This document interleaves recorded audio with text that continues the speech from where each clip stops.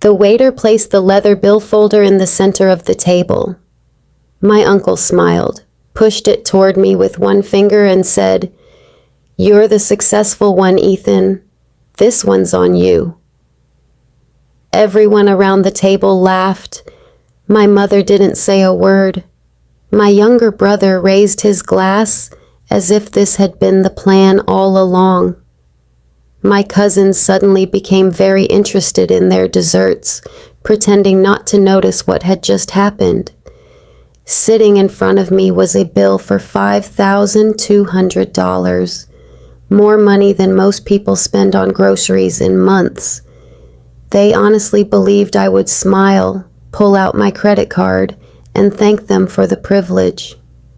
What none of them knew was that I had spent the last 3 hours quietly watching them set themselves up for the biggest embarrassment of their lives. My name is Ethan Carter. I'm 32 years old, and I own a small software company in Seattle. People hear business owner and assume money grows on trees. The truth is, I worked for everything I have.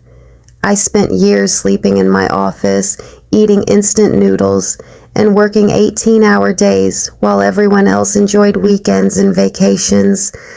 My family never cared about those sacrifices. To them, I wasn't Ethan. I was simply the relative with the wallet. It started years ago with small favors. My cousin needed help paying rent. My aunt needed money to repair her car. My brother wanted help with the security deposit for his apartment. Every time someone called, I helped because I believed family should support each other. The problem was that gratitude slowly turned into expectation. After a while, nobody asked anymore. They simply assumed I would pay. If I bought dinner once, they expected me to buy dinner forever. If I gave someone a birthday gift, next year they expected something twice as expensive. Every holiday became another opportunity for someone to remind me how fortunate I was. Whenever I politely said no, I heard the same sentence. "Don't be selfish, Ethan. Family comes first." Funny how family only came first when they wanted my money. 3 weeks before everything exploded, my mother called me. "Ethan, we're celebrating Grandpa's 75th birthday." I smiled. "Of course. Where are we going?" She casually mentioned one of the most expensive restaurants in downtown Seattle, a place famous for imported seafood, private dining rooms, and wine bottles that cost more than used cars. I actually laughed. "That's a little expensive, isn't it?" "Oh, don't worry," she replied quickly. "Everyone is paying for themselves." Those 6 words should have warned me. Everyone is paying for themselves. When someone in my family suddenly talks about fairness, it usually means they're planning something unfair. Still, it was Grandpa's birthday. He had always treated me with kindness, unlike everyone else. He never asked me for money. He never judged my career. He was proud of me long before my company became successful. For him, I agreed to go. The night of the dinner, I arrived 15 minutes early. Grandpa was already there, quietly drinking iced tea while looking out the window. He smiled when he saw me. "I knew you'd be the first one here." I hugged him tightly. "For you, always." We spent 20 peaceful minutes talking about life, baseball, and his old Navy stories before the rest of the family arrived. Then, the atmosphere changed instantly. My Uncle Richard walked in loudly, acting as though he owned the restaurant. Behind him came my Aunt Linda, my brother Jason, my cousins Megan and Tyler, and several relatives I hadn't seen in years. Something immediately felt strange. Nobody looked at the prices on the menu. Not one person. Instead, they ordered with unbelievable confidence. "Bring us your best lobster." We'll take the premium seafood tower, 2 Wagyu platters, the imported king crab, add oysters, and another bottle of the French wine.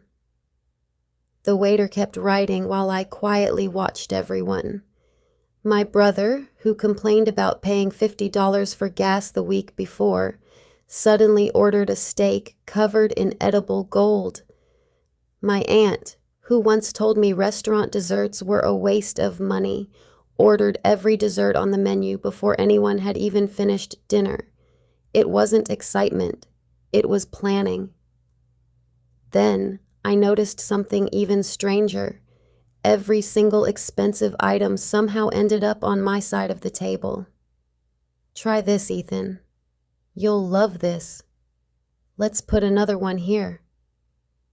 Except nobody actually expected me to eat it.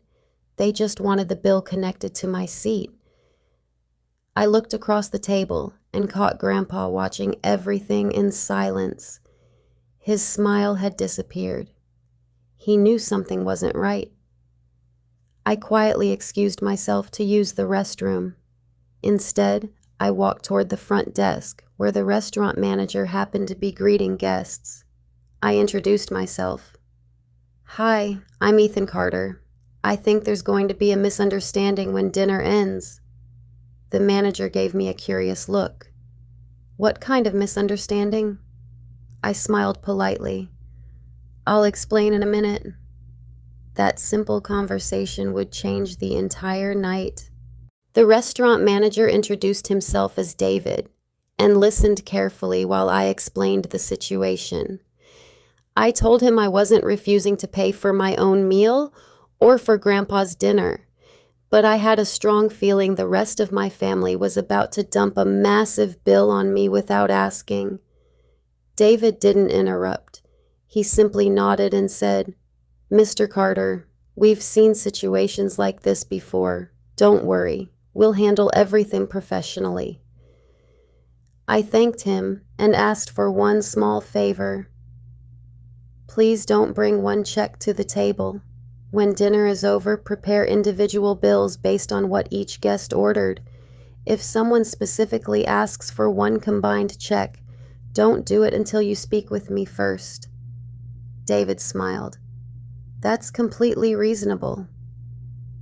I walked back to the private dining room as if nothing had happened. The food kept arriving. Giant lobster platters, imported king crab, Wagyu steaks, caviar, bottles of vintage French wine, handmade desserts covered in gold flakes. It looked less like a family birthday dinner and more like a party hosted by celebrities. The funny part was that nobody seemed interested in Grandpa anymore. Instead of talking to the man whose birthday we were celebrating, everyone was busy taking photos of the expensive food for social media. "Make sure you get the lobster in the picture." "Wait, don't eat yet. I need another angle. People are going to love this on Instagram." Grandpa quietly pushed his plate away and whispered to me, "When I was young, birthday dinners were about family. Tonight it feels like everyone's here for a free meal." His words broke my heart. I smiled and changed the subject because I didn't want him worrying on his special day. Meanwhile, Uncle Richard became louder with every glass of wine. He raised his glass and looked directly at me. "Let's make a toast to Ethan, our family's success story." Everyone clapped. Then he added with a grin, "Good thing he's doing so well. Otherwise, we couldn't afford dinners like this." The table burst into laughter. I forced a smile, but inside I knew exactly where this was going. About 20 minutes later, I noticed my brother Jason leaning toward the waiter. He whispered something while pointing at me. The waiter looked uncomfortable. Then he quietly walked away. Interesting. A few minutes later, my cousin Megan excused herself and also spoke to another server near the entrance. She pointed at our table, then pointed at me. They weren't even trying to hide it anymore. I finished my meal, took a sip of water, and waited. Eventually, dessert plates were cleared away, coffee was served, and the conversation slowed. This was the moment. The waiter returned carrying a black leather check folder. Instead of placing it in front of one person, he looked around the table as if waiting for instructions. Uncle Richard smiled confidently. "Right here," the waiter politely replied. "Actually, sir, I was asked to wait." Richard frowned. "Asked by who?" Before the waiter could answer, David, the restaurant manager, walked into the room with a calm smile. "Good evening, everyone. I hope you enjoyed your meal." Everyone nodded. Then Richard pointed toward me. "Perfect timing. Just give him the bill." David looked at me for a second, then back at Richard. "I'm sorry, sir. Before I do that, I need to confirm something." Richard laughed. "There's nothing to confirm. Ethan's paying." The room suddenly became quiet. David spoke respectfully. "Mr. Carter only authorized payment for his own meal and Mr. William Carter's birthday dinner." Silence. Complete silence. My aunt's smile disappeared first.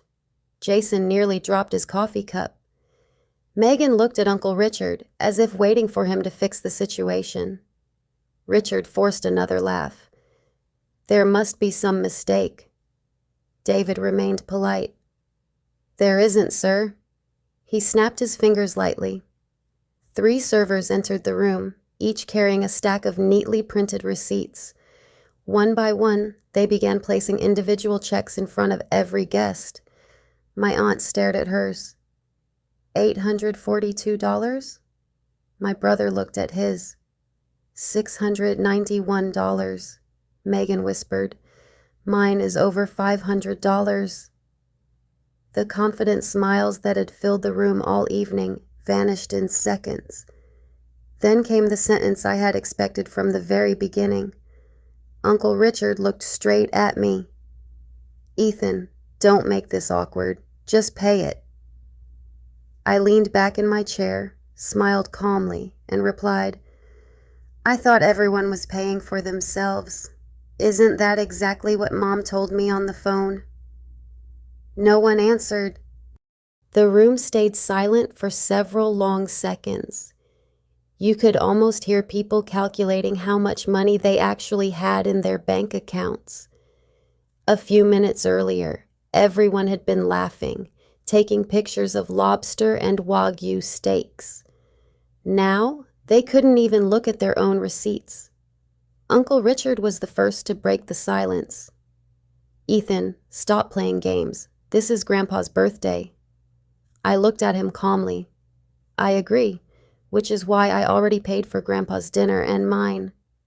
His face tightened. "You know that's not what I mean." "No," I replied. "I know exactly what you mean. You expected me to pay for everyone." My mother finally spoke, her voice soft but nervous.